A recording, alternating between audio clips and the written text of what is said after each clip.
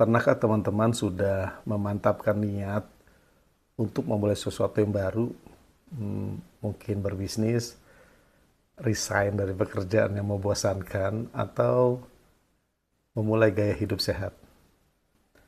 Tapi tiba-tiba saat mau melangkah, otomatis sekujur tubuh terasa kaku, jantung berdebar kencang, dan muncul 1001 alasan untuk batal.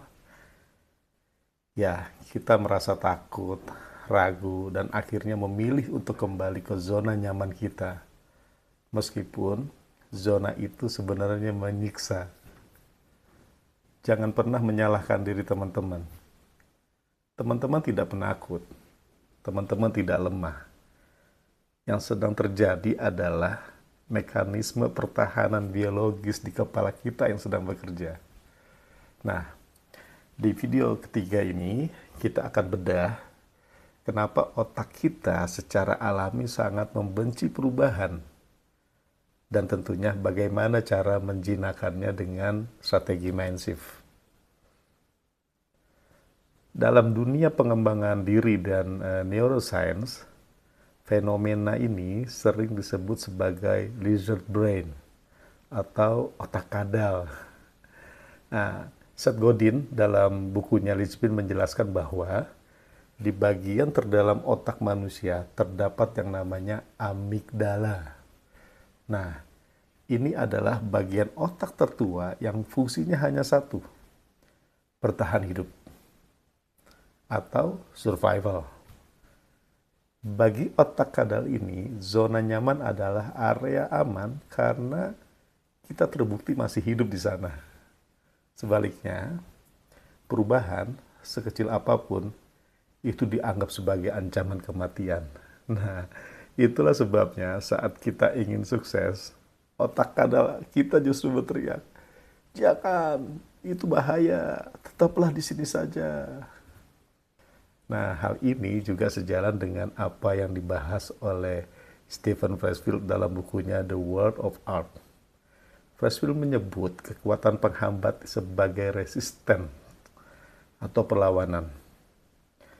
Resistance adalah kekuatan alam semesta yang tujuannya hanya satu, mencegah kita melakukan pekerjaan yang bermakna atau perubahan yang besar.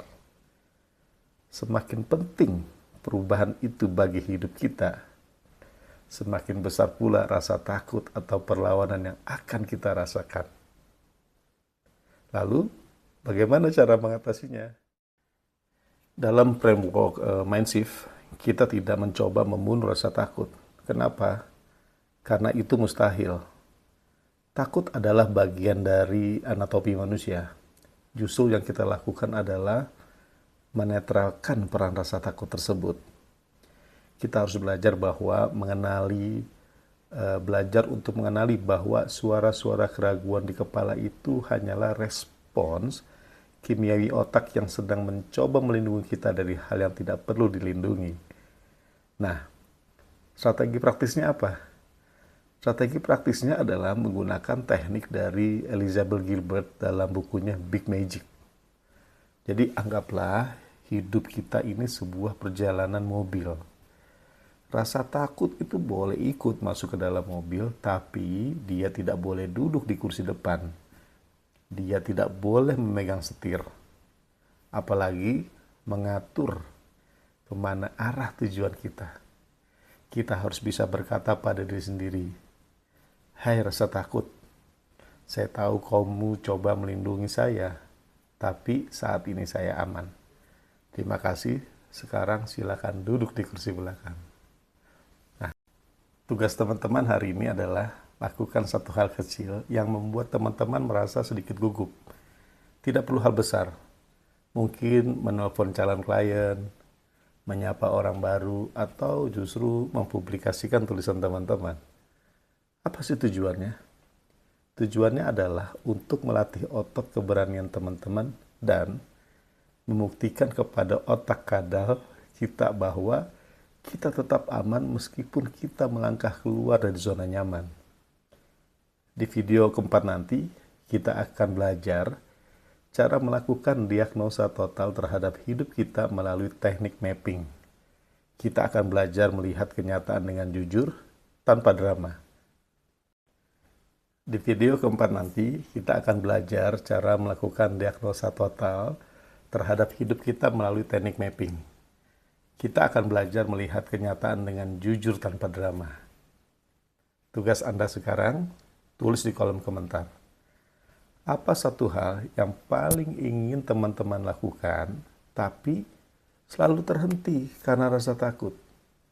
Yuk kita identifikasi bersama. Saya Syukur Abdullah.